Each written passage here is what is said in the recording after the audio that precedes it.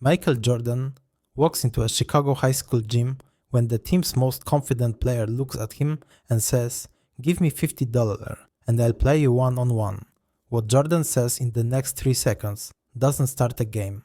It starts a lesson that changes this kid's entire understanding of value, respect, and what it really costs to be great. Chicago, Illinois.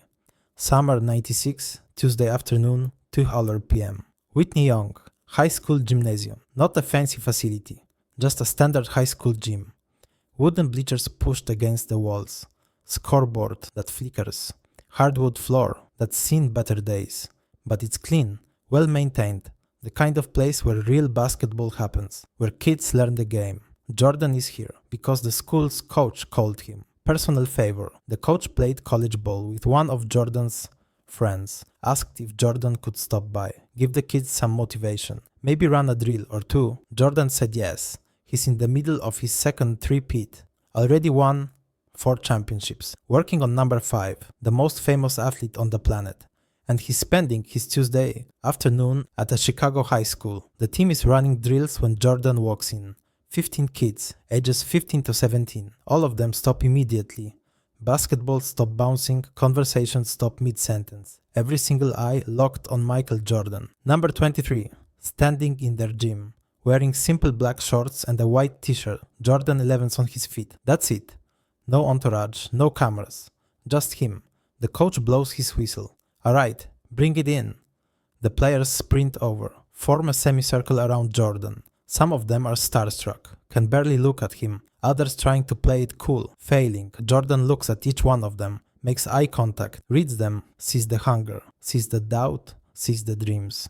He's been doing this long enough to know who's serious and who's just here, because basketball beats sitting at home. One kid stands out, front of the group, shoulders back, chin up, confident. His name is Marcus, senior, team's best player, 6'3", athletic, quick, averaged 24 points last season.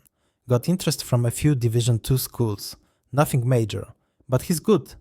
Real good for high school, and he knows it. Jordan starts simple. Your coach asked me to come talk to you, but I don't want to talk. I want to see you play, so we're going to run some drills. I'm going to watch, then I'll give you feedback. Real feedback, not the stuff your parents tell you. The truth. You good with that? The team nods. Excited, nervous. Jordan runs them through basics. Defensive slides, closeouts, box outs. He's watching everything. Footwork, effort, attention to detail. Most coaches watch to see who scores. Jordan watches to see who works. After 20 minutes, Jordan stops them. Take a water break. The team heads to the sideline, grabbing bottles, catching their breath. That's when Marcus approaches Jordan. Confident stride. That swagger. Yo, MJ. Marcus's voice carries across the gym. Other players look over, curious. Jordan turns. What's up? Marcus grins. I got a proposition for you. Jordan raises an eyebrow. I'm listening. Give me $50 and I'll play you one-on-one. Right now, first to 11. The gym goes silent. Every player watching. The coach's jaw drops. One of the assistant coaches mutters, "Oh no." Jordan doesn't react. Face completely neutral. Just looks at Marcus. Dick studies him. Sees the confidence, sees the bravado, sees a kid who thinks he's figured something out. Then Jordan says something Marcus never expected. No. Marcus blinks. What? I'm not giving you $50 to play me. But I'll tell you what. You give me $50 and I'll teach you something worth way more than that. Marcus laughs, looks around at his teammates. Man, why would I pay you? You're already rich. Jordan's expression doesn't change. You just ask me to pay you for the privilege of playing against you. Like your time is worth my money. But you don't know anything yet. You haven't earned anything yet. So why would I pay you?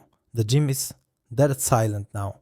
Marcus isn't laughing anymore. Jordan continues. But I'm offering to teach you something, to invest my time, which is actually valuable, in making you better. And you think that's worth less than playing a game where I'd beat you 11-0. Marcus tries to recover. You don't know you'd beat me 11-0. Jordan just stares at him. That stare, the one that's broken NBA players. Yeah, I do. One of the other players snickers. Marcus's face flushes red. Jordan softens slightly. Look, I'm not trying to embarrass you. I'm trying to teach you. You've got talent. I can see that. But talent without humility is just wasted potential. So here's the real offer. Play me one-on-one. No money, just basketball. But every time I score, I am going to tell you what you did wrong. Every time you score, if you score, you can ask me any question you want about basketball, about making it to the league, about anything. Deal? Marcos hesitates. This isn't what he expected. He wanted to look cool in front of his teammates. Wanted to say he played Michael Jordan. Now he's being put on the spot. But he can't back down. Not in front of everyone. Alright, deal, Jordan nods. First to 11. Make it take it. Let's go. They walk to the court. The rest of the team sits on the sideline, front row seats to what's about to happen. The coach is nervous. He's seen Jordan destroy NBA players. This is a high school kid. Marcos checks the ball to Jordan. Jordan checks it back, holds it, doesn't move immediately, just stands there at the top of the key, looking at Marcos. You're standing too upright, Jordan says. Your weight is on your heels. I haven't even moved yet, and I already know you can't guard me. Marcos adjusts, bends his knees more, gets on his toes. Better, Jordan says. Then Jordan moves. One dribble right. Marcos shifts. Jordan crosses back left. Marcos tries to recover. Too late. Jordan pulls up from 15 feet. Swish. 1-0. Jordan gets the ball back. You beat on my first move. Didn't wait to see what I'd do. You guessed. Never guess. Read. Marcos nods, trying to focus, trying to adjust. Jordan drives left this time. Marcos stays with him. Jordan stops on the dime. Marcos runs past him. Jordan rises up. Swish. 2-0.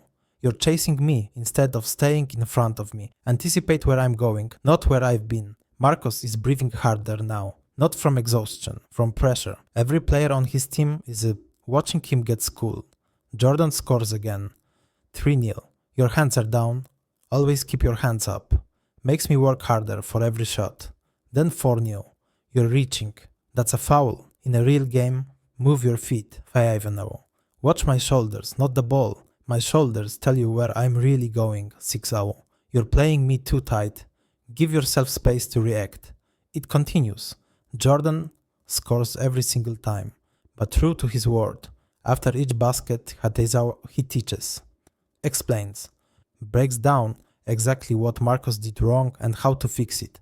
By 10-0, Marcos is exhausted, mentally more than physically. He's learning more in 10 minutes than he has in 10 years of basketball. Jordan has the ball, 1 point away from 11. He could end it easy, could embarrass Marcos, could dunk on him, could show off. Instead, he stops. You've been playing defense this whole time. You haven't tried to score once. Why? Marcos, hands on his knees, breathing hard, says, because you said make it take it. I have to stop you to get the ball. Wrong, Jordan says. You haven't tried to score because you're afraid to fail, afraid to miss in front of your teammates. That fear is what's holding you back. Not your talent, your fear. Jordan tosses Marcos the ball. Here, take it, free possession. Show me what you got. Marcos catches it, surprised, looks at Jordan. Jordan drops into defensive stance, perfect form, hands up, on his toes, eyes locked. Marcos tries to drive, Jordan cuts him off. Marcos pulls back, tries a crossover, Jordan stays in front. Marcos is running out of space, out of options. He shoots, a desperate 20-footer, hits the front rim, bounces off, Jordan grabs the rebound. But instead of taking it back and scoring, he says, "What did you learn?" Marcos thinks, "That I'm not as good as I thought I was." "No," Jordan says, "you learned that I'm better. There's a difference. You're good. Really good for your level. But there are levels to this. And understanding where you really are is the first step to getting where you want to be." Jordan passes the ball back to Marcos. "Try again." Marcos is confused. "What? Shoot again." Same spot. Marcos catches the ball, sets up, shoots. This time Jordan doesn't contest, just watches. The ball goes in. Swish. Jordan nods. Good form. Quick release. You can shoot, but under pressure you rushed it. Panicked. That's mental, not physical. You've got the skill. You don't have the confidence yet. He walks over to Marcos. "Listen, you asked me for $50 to play you. Like you are doing me a favor. But here's what you don't understand. Every single day, I work on my game. Not because I have to, because I want to, because I respect the game too much to take it for granted. And when someone like me, someone who's won championships, someone who's proven themselves, when I offer to teach you, that's worth more than any amount of money. Because I'm giving you knowledge that took me years of failure to learn. The gym is completely silent. Every player locked in. This is church right now. This is wisdom. Jordan continues. You're talented, but talent is common. Hard work is common. What's rare is humility, the ability to admit you don't know everything, the willingness to learn from people who've been where you want to go. That's what separates good players from great ones. Marcus's eyes are watering, not from sadness, from realization, from understanding. Jordan puts his hand on Marcus's shoulder. You don't owe me 50. You don't owe me anything, but I'm going to ask you to do something. Every time you step on this court, I want you to remember this feeling, the feeling of being humbled, and use it. Let it drive you, let it push you to be better. Not because you want to prove me wrong, because you want to prove yourself right. Marcus nods, can't speak, just nods. Jordan addresses the whole team now. All of you, listen. You're going to meet people in life who talk big, who act like they've got it all figured out. Don't be those people. Be the ones who shut up and work. Be the ones who show respect, who understand that success isn't given, it's earned. Every single day. He looks at his watch. I've got to go, but coach has my number. If any of you need anything, advice, guidance, whatever, he can reach me. Keep working, stay humble. And remember, the price of greatness isn't $50. It's everything you've got, every single day. Jordan walks toward the exit. The team stands, starts clapping. It builds, becomes an ovation. For showing up, for caring, for teaching. Marcus watches him leave. Then he sits down on the court. Just sits there, processing. His teammate sits next to him. You good?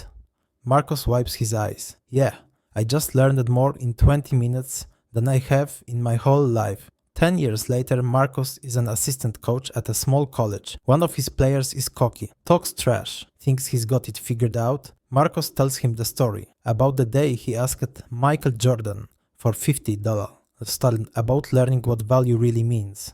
The player asks, did you ever make it to the NBA? Marcus smiles. No, but that was never really the point. The point was learning what it takes, learning to respect the game, respect the process. Jordan could have embarrassed me. That day could have destroyed me. Instead, he taught me. That's what real greatness looks like, not dominating people, elevating them. That lesson, that free lesson, Marcus tried to charge. 4 became the foundation of how he coaches, how he teaches, how he builds young men. All because Michael Jordan said no to $50 and yes to something more valuable, passing on wisdom. What are you charging for that you should be learning from? Who are you dismissing that could teach you everything you needed to know? Because it's sometimes the most expensive lessons are the ones we get for free. We just have to be humble enough to receive them.